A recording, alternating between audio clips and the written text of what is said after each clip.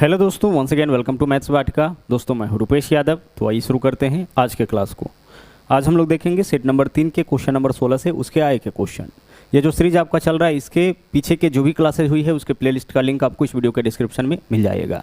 3250 plus वाली book से math के साथ साथ हम लोग रीजनिंग भी देख रहे हैं, तो रीजनिंग के प्लेलिस्ट का लिंक भी आपको इस वीडियो के डिस्क्रिप्शन के अंदर देखने को मिल जाएगा। देखिएगा यहाँ पे क्वेश्चन क्या है, बोला है नीचे दी गई आकृति में रेखा एल और एम समानांतर है, तो हमें बताना है 2x + y का मान क्या होगा। पहले इस कॉन्सेप्ट को अच्छे से हम लोग समझते हैं, फिर उसके बाद इस क्वेश्चन के ऊपर हम लोग आ जाएंगे। जब भी दो समानांतर रेखा हो, इस प्रकार से ध्यान से समझिएगा, दो समानांतर रेखा हो और इन दोनों समानांतर रेखा को अगर एक तिर्यक छेदी रेखा काटे, इस तरीके से अगर कोई रेखा काटती है तो इसको हम लोग बोलते हैं तिर्यक छेदी रेखा। तो दो समानांतर रेखा को अगर एक तिर्यक छेदी रेखा काटता है, उस केस में ना जो भी संगत कोण होता है वह बराबर हो जाता है। समझिएगा इन कॉन्सेप्ट को अच्छे से, फिर इसके ऊपर आधारित जो भी क्वेश्चन पूछा जाएगा उसको आराम से आप बना सकते हैं। तो संगत कोण जो होगा वह क्या होगा, संगत कोण आपका समान होता है, ध्यान रखिएगा। अब संगत कोण इसमें किसको बोलेंगे समझिएगा।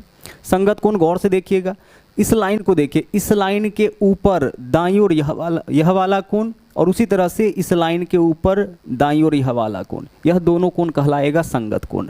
अगर इस कोण का माप x डिग्री है तो इस कोण का माप भी क्या होगा, x डिग्री हो जाएगा। संगत कोण किसको बोलेंगे, संगत किसको बोलते हैं, जो आपके साथ रहता है उसी को तो संगत बोलते हैं। और आपके साथ कौन रहता है, जो समान विचारधारा वाला होगा।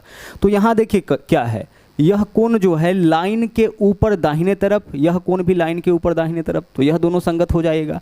ठीक उसी प्रकार से अगर हम आपसे यह कहे कि आप हमें बताओ कि इस वाले कोण का संगत कोण कौन सा होगा, तो देखिए लाइन के ऊपर बाएं तरफ, तो लाइन के ऊपर बाएं तरफ यह वाला कोण, तो इस कोण का माप अगर y होगा तो इस वाले कोण का माप भी आपका y हो जाएगा। और देखिए और कौन कौन सा कोण संगत हो सकता है, देखिएगा यहाँ पे अगर हम आपसे कहे कि आप बताओ कि इस वाले कोण का संगत कौन सा होगा, तो देखिए लाइन के जो लाइन देख रहे हैं लाल वाला, उसके नीचे दाहिने तरफ, तो उसी तरह से लाइन के नीचे दाहिने तरफ यह वाला कोण जो होगा वह आपका संगत कोण हो जाएगा। यह दोनों भी आपस में क्या होगा, बराबर। यहाँ अगर 70 तो यह भी 70, यहाँ 40 तो यह भी क्या होगा 40। एक और संगत कोण बनेगा, यहाँ पे देख लीजिए, लाइन के नीचे बाएं तरफ इस कोण का माप जितना होगा, लाइन के नीचे बाएं तरफ इस वाले कोण का माप भी उतना ही हो जाएगा, क्योंकि संगत कोण आपका आपस में बराबर होता है। तो उम्मीद है कि संगत कोण को आप अच्छे से समझ गए होंगे। संगत कोण किसको बोलेंगे, जो सेम पोजीशन पर हो, लाइन के ऊपर दाहिने तरफ, यहाँ लाइन के ऊपर दाहिने तरफ संगत हो गया, लाइन के नीचे दाहिने तरफ, लाइन के नीचे दाहिने तरफ, यह दोनों कोण संगत कोण हो जाएगा। उसी प्रकार से लाइन के ऊपर बाएं तरफ, लाइन के ऊपर बाएं तरफ, यह दोनों कोण संगत हो जाएगा। लाइन के नीचे बाएं तरफ, लाइन के नीचे बाएं तरफ, यह दोनों कोण संगत कोण हो जाएगा। संगत कोण आपस में क्या होता है, बराबर होता है, पहली चीज। दूसरा देखिएगा, संगत कोण के अलावा जितने भी सम्मुख कोण होंगे ना, सम्मुख कोण बराबर होता है। सम्मुख कोण भी क्या होगा, सम्मुख कोण भी आपस में बराबर होगा। अब सम्मुख कोण कौन होगा, जो एक जिन दो कोणों का मुख एक दूसरे के सामने होगा वह सम्मुख कोण कहलाएगा। इसमें देखिएगा किसका किसका मुख एक दूसरे के सामने है, इस कोण का मुख देखिए इसके सामने है, तो यह कोण और यह कोण आपस में समान हो जाएगा। जैसे देख लीजिए, अगर हम इस तरह से रेखा खींचते हैं तो यह वाला और यह वाला कहलाएगा सम्मुख कोण, यह दोनों बराबर हो जाएगा। यह वाला और यह वाला कहलाएगा सम्मुख कोण, यह बराबर हो जाएगा। तो जहाँ भी सम्मुख कोण आपको दिख रहा है वह बराबर होगा। ठीक उसी प्रकार से अगर हम आपसे कहें कि इसका सम्मुख बताइए, यह वाला कोण बराबर हो जाएगा। इसका सम्मुख बताइए, यह वाला कोण बराबर हो जाएगा। इसका सम्मुख बताइए, यह वाला कोण बराबर हो जाएगा। तो ये इसके बराबर में यह होगा, इसके बराबर में यह होगा, इसके बराबर यह होगा, इसके बराबर यह होगा। तो सम्मुख कोण आपस में क्या हो जाएगा, बराबर हो जाएगा। दूसरा कॉन्सेप्ट। तीसरा, एकांतर कोण भी समान होता है। क्या होता है आपका, एकांतर कोण जो होगा वह भी आपस में समान होगा। इन तीनों को ध्यान रखिएगा, संगत कोण बराबर होगा, सम्मुख कोण जितने भी सम्मुख कोण होंगे वह भी समान होंगे, और एकांतर कोण भी बराबर होगा। एकांतर कोण किसको बोलेंगे, इस अलग फिगर से देख लीजिए। यहाँ देखिए एकांतर कोण किसको बोलेंगे, जरा गौर से देखिएगा। यहाँ पे देखिए यह कोण जो है और यह कोण, यह दोनों कहलाएगा एकांतर कोण। गौर से देखिएगा तो एक का अंतर आपको इसके बीच में दिख रहा होगा, तो एकांतर कोण इसी लाइन का अंतर है ना इसके बीच में, तो यह कोण और यह कोण कहलाएगा एकांतर कोण, यह दोनों कोण आपस में बराबर हो जाएगा। ठीक उसी प्रकार से इस वाले कोण का एकांतर कोण कौन सा होगा, इस तरफ वाला, तो यह भी आपस में बराबर हो जाएगा। तो एकांतर कोण भी आपस में समान होता है।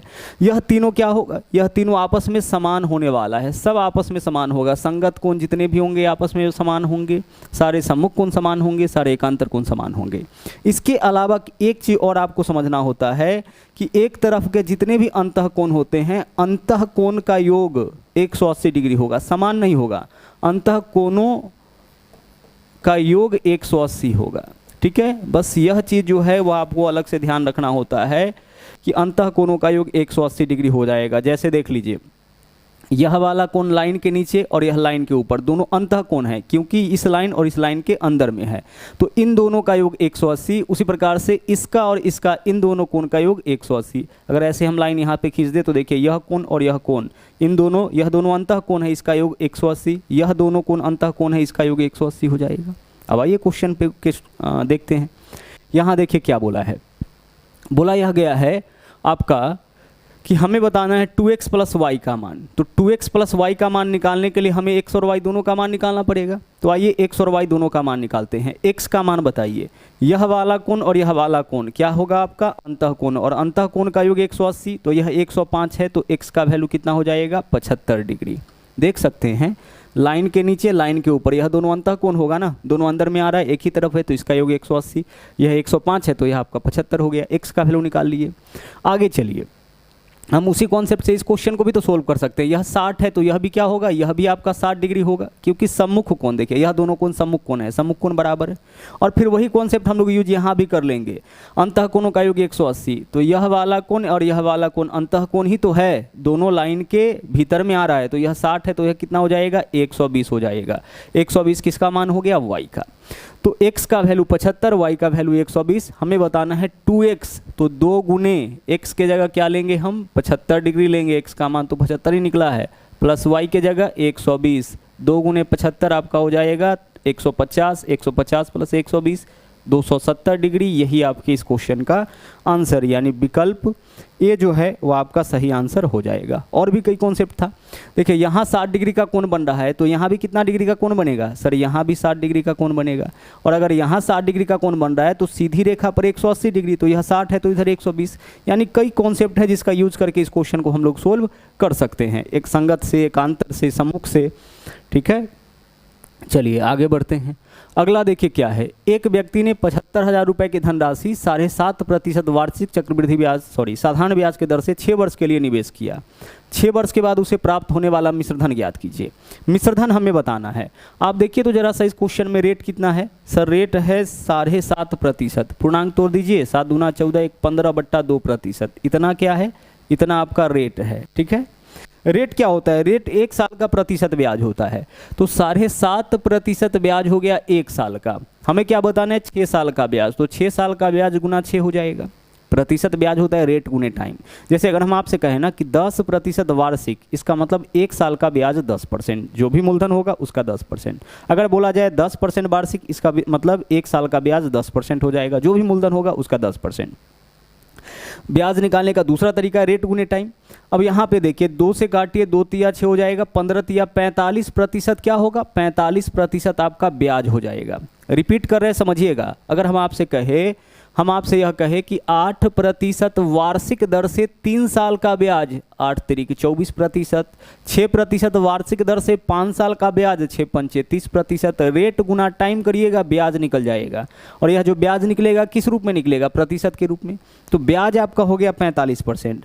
अब मूलधन जो होता है ना, वह अपने आप में 100% होता है। तो अगर ब्याज 45% है तो मिश्रधन हो जाएगा 145%। मूलधन जो होता है वो अपने आप में 100%, अगर 75,000 का 100% निकालेंगे तो 75,000 ही आएगा। तो हमें निकालना है मिश्रधन। तो अगर ब्याज 45% है तो मिश्रधन 145%, अगर ब्याज 40% तो मिश्रधन 140%। तो यहाँ हमें बताना है मिश्रधन कितना हो जाएगा, मूलधन का 140%, तो मूलधन आपका हो गया 75,000। इसका निकाल दीजिए डायरेक्ट 140%, यानी 145%, यानी 145/100, यही आपका मिश्रधन हो जाएगा। डायरेक्ट तरीका है, सोल्व करिए इसको, देखिए 00 से 00 कैंसिल। अब आगे देखिए इसको गुना करिएगा, आंसर निकल जाएगा, लेकिन गुना करने में भी फिर आपका समय निकल जाएगा। तो ऑप्शन से इसको पकड़ेंगे। सब ऑप्शन में देखिए 2 जीरो है, क्या इस दोनों के गुणनफल में 2 जीरो आएगा? 1 जीरो है और 5 है इकाई स्थान पर, तो 5 25, यानी इस दोनों के गुणनफल में सिर्फ 1 जीरो आएगा, तो विकल्प ए हमारा आंसर। हम गुना करने के लिए भी नहीं जाएंगे। 2 जीरो कब मिलेगा? जब यहाँ पे देख लीजिए 2 जीरो होता, या यहाँ पे 1 जीरो और इकाई में 5 के साथ एक समअंक होता, तब जाकर के आपको 2 जीरो मिलता। तो हमारा आंसर इस क्वेश्चन का विकल्प ए हो जाएगा। बढ़ते हैं अगले क्वेश्चन में। इस तरह का अप्रोच आपको यूज करना पड़ेगा। एक्स और वाई एक काम को 8 और 12 दिन में पूरा कर सकते हैं। एक्स इस काम को पूरा कर सकता है कितने दिनों में? 8 दिनों में। और वाई इसी काम को पूरा कर सकता है 12 दिनों में। हम लोगों को पहला काम तो यही करना होता है कि टोटल वर्क निकालेंगे। 8 और 12 का एलसीएम 24, यही टोटल वर्क हो जाएगा। टोटल वर्क में एक्स के डे से भाग करेंगे, एक्स के एक दिन का काम 24/8, 24/12, वाई के एक दिन का काम। इस सभी वर्कर के एक एक दिन का काम निकल गया। टाइम एंड वर्क का यह बेसिक कॉन्सेप्ट है, इसके बिना आप टाइम एंड वर्क को समझ ही नहीं सकते हैं। टोटल वर्क कैसे निकालते हैं? सभी वर्कर के डे का एलसीएम। टोटल वर्क में एक्स के डे से भाग करिएगा, एक्स के एक दिन का काम, वाई के डे से भाग करिएगा, वाई के एक दिन का काम। पूरा काम अगर 24 यूनिट है तो एक्स एक दिन में 3 यूनिट और वाई एक दिन में 2 यूनिट काम कर सकता है। अब आगे देखिए क्या बोला है, वे वैकल्पिक एक दिन छोड़कर, देखिए क्वेश्चन अल्टरनेट का है, एक एक दिन छोड़कर काम करता है, जिसमें एक्स पहला दिन काम करता है तो काम कितने दिन में पूरा होगा? वह काम कैसे करता है? एक एक दिन छोड़ करके, यानी पहला दिन काम करेगा एक्स, अगला दिन काम करेगा वाई, फिर उसके बाद अगला दिन काम करेगा एक्स, फिर अगला दिन काम करेगा वाई। इस तरीके से काम करता है। तो काम कितने दिनों में समाप्त होगा यह आपको बताना है। काम किस तरीके से करना है? वैकल्पिक रूप से करना है, बारी बारी से करना है, यानी पहला दिन एक्स, दूसरा दिन वाई, फिर एक्स, फिर वाई, इस तरीके से। तो अगर इस तरीके से काम होगा तो सोचिए आप जरा सा कि पहला दिन काम कौन करेगा? पहला दिन काम करेगा एक्स, तो एक्स एक दिन में 3 यूनिट काम करता है तो 3 यूनिट काम हो जाएगा। और दूसरा दिन काम कौन करेगा? वाई, वाई एक दिन में 2 यूनिट काम करता है तो 2 यूनिट काम का होगा। फिर तीसरा दिन काम कौन करेगा? एक्स। देखिए एक्स पहला दिन, तीसरा दिन, 5वां दिन, 7वां दिन, यानी प्रत्येक विषम दिन में एक्स काम करेगा। अगर आपसे पूछिए 11वां दिन का वर्कर कौन होगा तो एक्स हो जाएगा। 13वां दिन का वर्कर कौन होगा? एक्स। प्रत्येक विषम दिन में एक्स काम करेगा। और प्रत्येक सम डेज में जो है वाई, वाई दूसरा दिन, फिर चौथा दिन, फिर छठा दिन। तो आइए काम पूरा लेते हैं। यही चीज़ आगे भी रिपीट हो रहा है, इसलिए हम 2 दिन का ही काम निकाल रहे हैं। तो यहाँ से देखिए तो 2 दिन में कितना यूनिट काम हुआ है, यही चीज़ तो आगे रिपीट होगा ना, यही साइकिल तो आगे भी चलेगा, X Y X Y X Y. तो हम 2 दिन का काम लेते हैं, एक्स 3 यूनिट, वाई 2 यूनिट, 3 और 2 5 यूनिट काम हो जाएगा। अब 2 दिन में 5 यूनिट काम हुआ, काम तो खत्म नहीं हुआ, तो काम को खत्म करने का प्रयास करिए, काम तक पहुंचने का प्रयास करिए। 5 में कितना से गुना करेंगे कि 24 हो जाएगा? सर 5 में 5 से गुना करेंगे 25 हो जाएगा, ज़्यादा हो जाएगा, ज़्यादा नहीं होने देना है, कम रहे तो ठीक है। तो 4 से गुना करिए, 5 से नहीं कर पा रहे हैं, तो 5 चौके 20। अब 4 गुना काम लेना है तो 4 गुना समय भी तो लगेगा, काम के करीब पहुंचने का प्रयास कर रहे हैं हम लोग इस तरीके से। तो 5 में 4 से गुना करेंगे कितना हो जाएगा? 20 हो जाएगा। 5 से गुना करेंगे ज़्यादा हो जाएगा, तो 4 से गुना किए। तो अब 4 गुना काम में समय भी तो 4 गुना लगेगा। तो 2 चौके 8 दिन समय लग गया है, लेकिन काम पूरा खत्म नहीं हुआ है, तो प्लस लिखेंगे। कितना यूनिट काम हुआ? 20 यूनिट काम हुआ। अब काम करने के लिए कौन आएगा? सर 8 दिन काम हुआ है तो 9वां दिन फिर से काम करने के लिए एक्स आएगा, और एक्स एक दिन में 3 यूनिट काम, तो 20 + 3 क्या काम खत्म होगा? सर काम खत्म नहीं होगा, एक दिन पूरा काम हो गया और काम खत्म नहीं हुआ, अभी तक 23 यूनिट काम हुआ है, प्लस कुछ और दिन लगना है। अब 23 दिन काम हो गया, बचा कितना दिन? बचा कितना काम? 1 यूनिट काम बचा। और काम करने के लिए कौन आएगा? एक्स अभी गया है तो वाई आएगा। वैसे भी देख लीजिए 10वां दिन का वर्कर 8 1 9 दिन काम हो गया, 10वां दिन का वर्कर कौन है? वाई है। वाई एक दिन में 2 यूनिट काम करता है और इसको 1 यूनिट ही काम करना है, तो 1/2 दिन। अब टोटल समय 8 और 1 9, 9 + 1/2 यानी 9.1/2 दिन का समय जो है इस पूरे काम को समाप्त करने में लग जाएगा। 9.1/2 विकल्प सी इस क्वेश्चन का सही आंसर होगा। यह अल्टरनेट वाला सवाल है, टाइम एंड वर्क में बहुत अच्छे से हम इसको एक्सप्लेन किए हैं, 2 वर्कर वाला, 3 वर्कर वाला। इसके अलावा कभी कभी क्वेश्चन ऐसे पूछा जाता है कि प्रत्येक तीसरे दिन सहायता करता है, तो ऐसे वाले क्वेश्चन को भी हम अल्टरनेट वाले में अच्छे से करा चुके हैं। आप जा करके इस वीडियो के डिस्क्रिप्शन से उस वीडियो को खोज करके और देख सकते हैं, जहाँ से जा करके आप टाइम एंड वर्क के अल्टरनेट वाले टाइप का पूरा कॉन्सेप्ट सीख सकते हैं। यहाँ देखिए क्वेश्चन क्या है, एक व्यक्ति 3 घंटा में 80 किलोमीटर, एक व्यक्ति जो है वह 3 घंटा में 80 किलोमीटर और आगे वह 2 घंटा तक यात्रा करता है। यदि पूरा यात्रा के लिए औसत चाल 30 किलोमीटर प्रति घंटा, बाद के 2 घंटों में तय की गई दूरी, हमें क्या बताना है? बाद के 2 घंटों में तय की गई दूरी।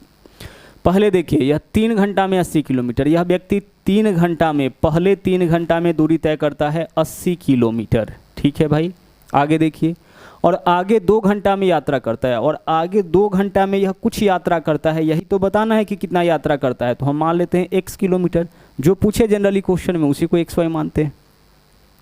फिर बोला यदि पूरा यात्रा के लिए औसत चाल 30 किलोमीटर प्रति घंटा, पूरे यात्रा में इसका जो औसत चाल है ना, एवरेज स्पीड कितना है सर? पूरे यात्रा का जो इसका औसत चाल है वह है आपका 30 किलोमीटर प्रति घंटा। यही तो है 30 किलोमीटर प्रति घंटा पूरी यात्रा का औसत चाल। हमें बताना है बाद के 2 घंटा में तय की गई दूरी, बाद के 2 घंटा में तय की गई दूरी कितना मानी है? x, तो x का मान बताना है। समझिए, औसत चाल दे रखा है। औसत चाल कैसे निकालते हैं? अगर समान दूरी रहे तो फिर औसत चाल निकालने के लिए फॉर्मूला हम लोग यूज़ करते हैं 2 समान दूरी के लिए 2xy बट्टा x प्लस वाई, 3 समान दूरी रहने पर 3xyz बट्टा xy plus yz plus zx। लेकिन इसके लिए दूरी समान रहना चाहिए। अगर दूरी अलग अलग है तो औसत चाल यानी कि एवरेज स्पीड निकालने का तरीका है, ध्यान से समझिएगा इसको, औसत चाल निकालने का तरीका है टोटल डिस्टेंस बट्टा टोटल टाइम, टोटल डिस्टेंस बट्टा टोटल टाइम। डिस्टेंस का मतलब होता है दूरी, तो कुल दूरी बट्टा क्या करना है आपको? कुल दूरी बट्टा लिखना है कुल समय। वैसे भी दूरी बट्टा समय से ही तो चाल निकलता है, दूरी बट्टा समय से चाल निकलेगा, तो चाल ही तो निकालना है। किस तरह का चाल निकालना है हम लोगों को? एवरेज स्पीड निकालना है, औसत चाल। तो औसत चाल के लिए कुल दूरी बट्टा कुल समय, कुल कितनी दूरी तय किया और कुल कितना समय लगा। तो यहाँ देखिए कुल कितना दूरी तय किया है, पहले 80 किलोमीटर और फिर x किलोमीटर, तो कुल दूरी हो जाएगा 80 प्लस x, यह हो गया आपका कुल दूरी, बट्टा क्या लिखना है? कुल समय। कुल दूरी 80 प्लस x, कुल कितना समय लगा? 3 घंटा और 2 घंटा 5 घंटा, तो कुल दूरी बट्टा कुल समय से क्या निकलेगा? औसत चाल तो निकलेगा, और औसत चाल आपका कितना है? औसत चाल आपका है 30 किलोमीटर। हम चाहे तो यहाँ भी लिख सकते थे औसत चाल 30 बराबर कुल दूरी बट्टा कुल समय, एक ही बात होगा। कुल दूरी बट्टा कुल समय यह क्या है? औसत चाल, और औसत चाल 30 दे रखा है, एक ही बात है। अब इसको सोल्व करिए, क्रॉस मल्टीप्लाई करिए, 5 से 30 में गुना करिएगा 150 हो जाएगा, तो 80 प्लस x बराबर 150। यहाँ से x का वैल्यू आप निकाल लीजिए कितना होगा, प्लस 80 है बराबर के इस तरफ जाके 150 में से घटेगा 70। x क्या माने थे? लास्ट के 2 घंटा में कितना दूरी तय किया है, तो x का वैल्यू 70 हो गया।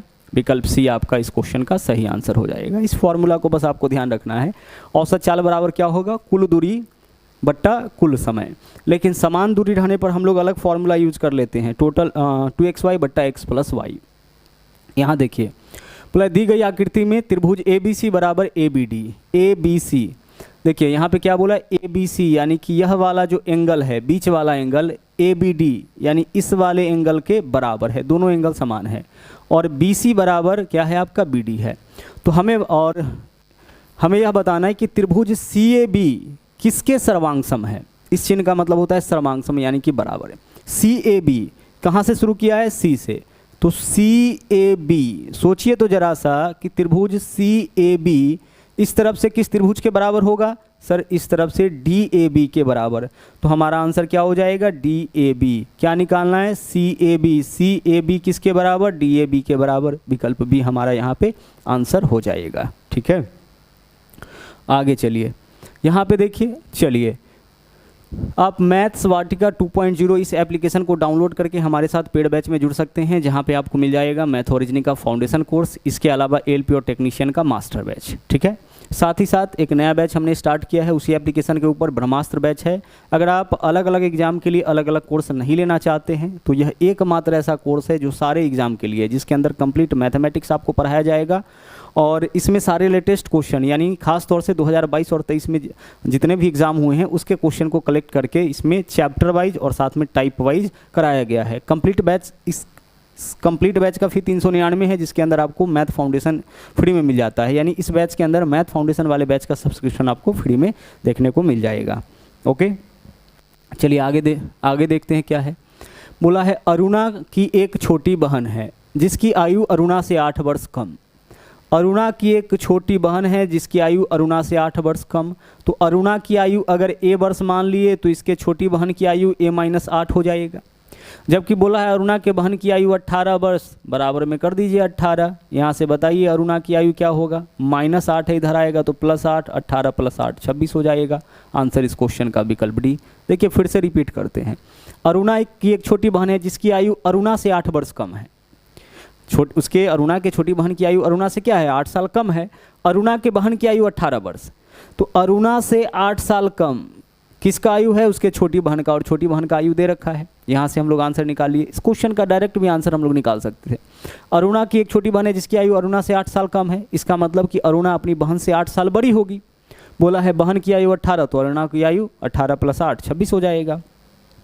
आगे देखिए, यहाँ पे हमें बताना है x का मान। पहली चीज़ तो हम सब का बेस सेम करेंगे, 2 का पावर x है, रहने दीजिए। यहाँ देखिए 4 का पावर 12 है, इसके लिए हम लिख सकते हैं 2 का पावर 24। अब बोलोगे आप क्यों ऐसा लिख सकते हैं, 4 का पावर 12 है ना, समझिएगा इस चीज़ को, 4 का पावर 12 है तो 4 के लिए हम लिख सकते हैं 2 का स्क्वायर, यह हो गया आपका 4। 4 के लिए इतना लिखिए, पावर को अपने जगह पे रहने दीजिए। 4 के लिए इतना, पावर को अपनी जगह पे। अब पावर के ऊपर पावर है, ब्रैकेट लगा है तो पावर का आपस में गुना, तो 2 में 12 से गुना करेंगे कितना हो जाएगा, 24 हो जाएगा। ठीक है, यह भी पावर है, यह भी पावर है। जब भी पावर के ऊपर पावर हो, ब्रैकेट लगा रहे, तो पावर का आपस में गुना हो जाएगा। ठीक उसी प्रकार से इसको तोड़िए, 8 के लिए क्या लिख सकते हैं आप, 2 का पावर 3, और 3 से 3 में गुना हो जाएगा तो 9 हो जाएगा। बराबर 16 के लिए लिख सकते हैं 2 का पावर 4, 4 से 11 में गुना होगा, कितना हो जाएगा, 44 हो जाएगा। रिपीट कर रहे हैं, 16 के लिए आप क्या लिख सकते हैं, 16 का पावर यहाँ कितना है, 11, तो 16 के लिए हम लिख सकते हैं 2 का पावर 4, यह हो गया आपका 16 पूरा मिला करके, और 16 का पावर 11 यानी इस पूरे का पावर 11। अब हमें क्या करना होगा समझिएगा, बेस को तो रहने दीजिए, यह भी पावर है, यह भी पावर है, तो पावर का आपस में गुना कर दीजिए, तो 11 चौके 44। घातांक और करनी का यह रूल है, बेस सेम रहे, गुना में रहे, सॉरी पावर के ऊपर पावर हो, ब्रैकेट लगा रहे, तो पावर का आपस में गुना हो जाता है। अब चलिए इसके आगे क्या करना है समझिएगा, यहाँ पे जो है आपका ध्यान से समझिएगा, जब भी बेस सेम रहे और गुना में रहे तो पावर जोड़ते हैं, और भाग में तो पावर घटाते हैं। तो हम लिख सकते हैं इसके लिए 2 का पावर x गुना, इन दोनों को अगर आपस में गुना कर देंगे तो पावर आपस में जुटेगा, तो 2 का पावर 24 और 9 कितना हो जाएगा, 33 हो जाएगा। बराबर इधर क्या है आपका 2 का पावर 44। अब जरा गौर से देखिए, 2 का पावर 33 गुना में इधर जाएगा तो भाग में, तो जैसे ही भाग हम देंगे तो क्या होगा, बेस सेम रहे और भाग में रहे तो पावर घटेगा, तो 2 के पावर 44 में से 2 के पावर 33 से भाग करना है, तो पावर को केवल घटा लीजिए, तो 2 का पावर x बराबर क्या होगा, 2 का पावर 44 माइनस 33 11, 2 से 2 कैंसिल, दोनों तरफ बेस सेम है, बेस से बेस कैंसिल, x का वैल्यू कितना हो गया 11। यह आपका इस क्वेश्चन का आंसर हो गया। इसको हम डायरेक्ट कर सकते थे, यहाँ पे देखिए, यहाँ पे डायरेक्ट कैसे कर सकते थे, 2 का पावर x इधर छोड़ दीजिए, बाकी इधर 2 का पावर क्या है 44, और बेस सेम रहे और भाग में रहे तो पावर घटता है, ठीक है, और गुना में तो पावर जुड़ता है, तो इस दोनों का वैल्यू 2 का पावर 33 हो जाएगा, और 2 के पावर 33 से भाग करेंगे 2 के पावर 44 में, तो बेस सेम है भाग में है तो पावर सीधे घट जाएगा। यहाँ से हमारा आंसर सीधे देख के लग रहा था कि 11 आपका हो जाएगा। आगे चलिए, यहाँ देखिए क्या है, x बट्टा वाई का मान 3/2 है, तो x² + y² बट्टा x² माइनस y², बहुत सिंपल सा क्वेश्चन है। x का मान 3 है तो 3 का स्क्वायर कितना हो जाएगा 9। उसी तरह से y का मान 2 है तो 2 का स्क्वायर हो जाएगा 4। ठीक उसी प्रकार से x² तो 3 का स्क्वायर कितना हो जाएगा 9, और y² 2 का स्क्वायर 4, 9 और 4 13, 9 में से 4 माइनस करेंगे 5, 13/5 विकल्प सी आपका आंसर हो गया। ठीक है, चलिए बढ़ते हैं अगले क्वेश्चन में। यहाँ देखिए, इसको थोड़ा सा कैलकुलेट करेंगे, हमें बताना है तो हर का मान ज्ञात कीजिए। हर कहने का मतलब यह है कि हमें a का मान ज्ञात करना है, हर में तो a ही है ना, a का मान ज्ञात करना है। आइए ट्राई करते हैं। देखिएगा कॉसेक थीटा के लिए क्या लिख सकते हैं sir, cosec theta 1/sin theta होता है, ठीक है। चलिए माइनस कॉट थीटा के लिए क्या लिख सकते हैं, कॉट थीटा के लिए लिख सकते हैं cos थीटा/sin थीटा। आगे देख लीजिए, स्क्वायर है तो हम क्या लिखेंगे, स्क्वायर लिखेंगे, बराबर इस तरफ आपका 1 - cos थीटा है, रहने दीजिए इसको अपने स्थान पर, और बट्टा में आपका a है तो a को भी आप अपने स्थान पे रहने दीजिए। मेन कैलकुलेशन इसका हम लोगों को करना है। अब एक चीज़ यहाँ पे आप समझिएगा थोड़ा सा, यहाँ भी बट्टा में sin थीटा है, यहाँ भी बट्टा में sin थीटा है, इसका मतलब हम क्या लिख सकते हैं इसके लिए 1 - cos थीटा/sin थीटा का होल स्क्वायर। तो हम इसको ऐसे भी तो लिख सकते हैं 1 - cos थीटा का होल स्क्वायर, और बट्टा में क्या लिख सकते हैं, बट्टा में लिख सकते हैं साइन स्क्वायर थीटा। इतना तो लिखा जा सकता है, स्क्वायर है ना, दोनों के बट्टा में साइन थीटा है तो एलसीएम क्या हो जाएगा, साइन थीटा। एलसीएम तो साइन थीटा ही होगा। ऊपर में देख लीजिए, यहाँ भी साइन थीटा है तो ऊपर में 1 है तो 1 रह जाएगा, यहाँ कॉस थीटा है तो कॉस थीटा रह जाएगा। भिन्न का सिंपल सा जोड़ कर रहे हैं और इसका करिएगा आप स्क्वायर। तो स्क्वायर ऊपर वाले का हो रहा है कि नीचे वाले का, दोनों का। तो हम ऊपर वाले का स्क्वायर ऊपर में, नीचे वाले का स्क्वायर नीचे में कर दिए, बस इतना ही काम किए हैं। बराबर इधर क्या है आपका 1 माइनस कॉस थीटा और बट्टा में आपका ए है तो ए को रहने दीजिए। ठीक है, कोई भी चीज़ दो बार है तो एक बार कटेगा ना, 1 माइनस कॉस थीटा, यहाँ भी 1 माइनस कॉस थीटा का स्क्वायर है तो एक बार कट जाएगा। हम इसके लिए लिख सकते हैं ना 1 minus cos theta into 1 minus cos theta, x square मतलब एक्स गुने एक्स। तो यहाँ एक्स दो बार है, यहाँ एक्स एक बार है तो एक बार से एक बार कट जाएगा, एक बार बचेगा। अब आप ए का मान निकालिए, क्रॉस मल्टीप्लाई करिए। ए का मान निकालना है ना तो ए को इस तरफ लेकर के आइए, तो ए बराबर साइन स्क्वायर थीटा ऊपर चला जाएगा और नीचे में क्या हो जाएगा आपका, नीचे में हो जाएगा 1 माइनस कॉस थीटा। ठीक है, देखिए ए का मान निकालना है तो ए को इस तरफ लेकर के आए, बाकी देखिए 1 माइनस कॉस थीटा नीचे आ जाएगा, साइन स्क्वायर थीटा ऊपर चला जाएगा, क्रॉस मल्टीप्लाई। आंसर इस फॉर्म में नहीं है तो यहाँ से परिमेयकरण कर लेते हैं। परिमेयकरण करने के लिए क्या करना होता है, नीचे वाला का चिन्ह बदल के ऊपर नीचे गुना, तो 1 प्लस कॉस थीटा बट्टा 1 प्लस कॉस थीटा करिए। ठीक है, देखिएगा साइन स्क्वायर थीटा में 1 प्लस कॉस थीटा से गुना करेंगे तो हम ऐसे लिख सकते हैं sine square theta into 1 plus cos theta. और नीचे में आपका क्या होगा, नीचे में आपका होगा यहाँ पे देखिए 1 minus cos theta into 1 plus cos theta, A minus B into A plus B, तो A square minus B square, A square minus B square यानी हम क्या लिखेंगे, एक का स्क्वायर तो एक होगा और माइनस कॉस स्क्वायर थीटा, और 1 माइनस कॉस स्क्वायर थीटा क्या होता है आपका, साइन स्क्वायर थीटा होता है। आप इसको देख के बता सकते हैं 1 माइनस कॉस थीटा में 1 प्लस कॉस थीटा से गुना करेंगे तो 1 माइनस कॉस स्क्वायर थीटा यानी कि साइन स्क्वायर थीटा हो जाएगा, और 1 माइनस साइन थीटा और में 1 प्लस साइन थीटा से गुना करेंगे तो कॉस स्क्वायर थीटा हो जाएगा। इससे यह आपका कैंसिल हो गया, क्या बच गया 1 प्लस कॉस थीटा, यही आपका आंसर विकल्प सी हो जाएगा। तो हमें इस तरीके से इस क्वेश्चन को यहाँ पे सोल्व करना था। चलिए बढ़ते हैं आगे। अगला देखिए क्या है, शांति और कृति के वर्तमान आयु में 7:3 का अनुपात। देखिए शांति और कृति इस दोनों के वर्तमान आयु में 7:3 का अनुपात, या इस दोनों के वर्तमान एज का रेशियो है, प्रेजेंट में दोनों के आयु में यही अनुपात। बोला है 5 साल के बाद शांति की आयु 40 वर्ष। अच्छा एक चीज़ बताइए कि शांति की आयु जो है वह 40 वर्ष कब हो जाएगा, सर शांति की आयु 40 वर्ष हो जाएगा 5 साल के बाद। तो 5 साल बाद शांति 40 वर्ष की हो जाएगी, तो अभी शांति कितने वर्ष की होगी, सर 40 माइनस 5 35 वर्ष की। तो शांति का वर्तमान आयु निकल गया। रिपीट कर रहे हैं, चीज़ों को समझिएगा। 5 साल के बाद शांति 40 वर्ष की हो जाएगी, तो अभी शांति कितने वर्ष की होगी, 35। यहाँ देखिए तो शांति वर्तमान में कितने साल की है, 7। इस 7 को 35 बनाइए क्योंकि शांति का वर्तमान आयु 35 वर्ष है। 7 को 35 बनाने के लिए कितना से गुना, 5 से, और रेशियो का रूल कहता है कि जिससे भी गुना करिएगा दोनों में। तो 7 पंचे 35 और 5 तिया 15। शांति का वर्तमान आयु 35 वर्ष और कृति का वर्तमान आयु 15 वर्ष। अब पूछा क्या है, 5 साल के बाद कृति की आयु। भाई कृति का वर्तमान आयु 15 है तो 5 साल बाद कितना इसका आयु हो जाएगा, 20 साल। वर्तमान आयु पता है तो 5 साल बाद का प्लस 5 कर देंगे। वर्तमान आयु पता है 5 साल पीछे का निकालना है तो माइनस 5 कर देंगे। यहाँ पे हम लोगों को घटाना क्यों पड़ा, क्योंकि यह जो रेशियो दे रखा है वो वर्तमान का दे रखा है। तो कुल आयु जो आप यहाँ पे जो आप आयु देख रहे हैं शांति का, वह 5 साल बाद का था। तो इसको भी हम लोग वर्तमान में लेकर के आए, तब जा करके यहाँ से हम लोग कंपेयर किए हैं। तो हमेशा इस चीज़ को ध्यान रखिएगा कि रेशियो और यह जो है आपका जो आयु दे रखा हो वह एक ही समय का होना चाहिए, तभी यहाँ से कंपैरिजन हम लोग करेंगे। अगला सवाल देखिए, निम्नांकित ग्राफ का ध्यानपूर्वक अध्ययन कीजिए और उसके आधार पर पूछे गए प्रश्नों का उत्तर दीजिए। वर्ष में 2 कंपनी ए और बी का उत्पादन, 1000 में उत्पादन दे रखा है। देखिएगा कंपनी ए का उत्पादन इस प्रकार के ग्राफ में दिया गया है। ए का उत्पादन ऐसा वाला, ये जो देख रहे हैं ना ग्राफ, यह ए का उत्पादन है। और इस प्रकार का जो ग्राफ है आपका सर्किल के साथ ऐसा वाला, यह बी का है। यह ग्राफ जो है बी का है। बी का उत्पादन दे रखा है, 15 में 3 है, उसके बाद 16 में 2.5 है, 17 में 4 है। अगर हम ए की बात करें तो 15 में 5 है, 4 है, इस तरीके से। अब क्वेश्चन पे आते हैं, क्या निकालना है। पूछा यह है कि कंपनी ए के लिए 2015 से 16 तक उत्पादन में लगभग कितने प्रतिशत की कमी हुई। कंपनी ए के लिए हमें देखना है कि 2015 से 16 में कितने प्रतिशत का कमी हुआ है? 15 से 16 में कितने प्रतिशत की कमी? किस कंपनी का देखना है हम लोग को? कंपनी ए का देखना है। तो कंपनी ए का उत्पादन 2015 में देखिए तो सर कंपनी ए ऐसा वाला जो ग्राफ होगा वही होगा ना। तो 2015 में कंपनी ए का उत्पादन 5 है। 5000 या 5 एक ही बात है, ठीक है। जब बात परसेंटेज की हो तो हम 5000 पे निकाले या 5 पे निकाले सेम ही वैल्यू आएगा, तो 5 ही लेते हैं। आगे चलिए, अब क्या बोला है? 2015 में ए का उत्पादन और 16 में ए का उत्पादन कितना है? 4।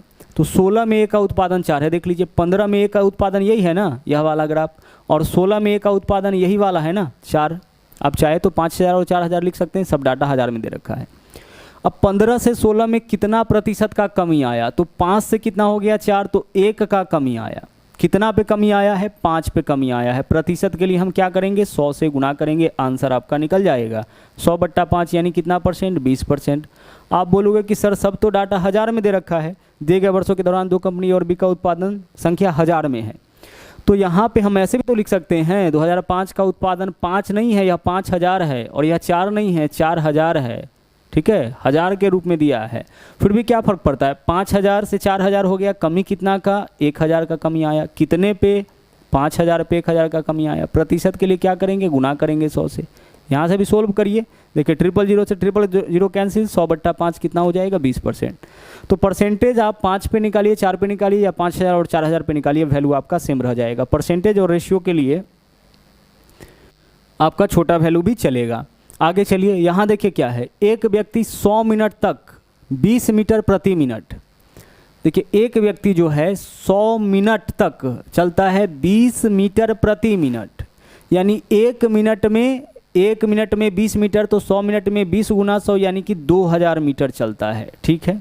आगे, और फिर 50 मिनट तक 70 मीटर प्रति मिनट यानी कि चलता होगा या 3500 मीटर। कुल इतना दूरी तय करता है। औसत चाल बताना है तो कुल दूरी बट्टा कुल समय, तो कुल इतना दूरी तय करता है, और कुल समय कितना लेता है? पहले 100 मिनट फिर 50 मिनट यानी कि 150 मिनट। रिपीट कर रहे हैं, समझिएगा। यहाँ पे क्या बोला है कि एक व्यक्ति 100 मिनट तक 20 मीटर प्रति मिनट, यहाँ क्या है? 20 मीटर प्रति मिनट, 20 मीटर प्रति मिनट यानी कि 1 मिनट में चलता है 20 मीटर। और कितना देर चलता है? 100 मिनट तक चलता है। तो सोचिए कि 100 मिनट में कितना दूरी तय कर लेगा? 4 गुना समय दूरी, मिनट से मिनट कैंसिल, 20 गुना 100 यानी 2000 मीटर की दूरी तय कर लेगा। सीधे गुना करके निकाल सकते हैं।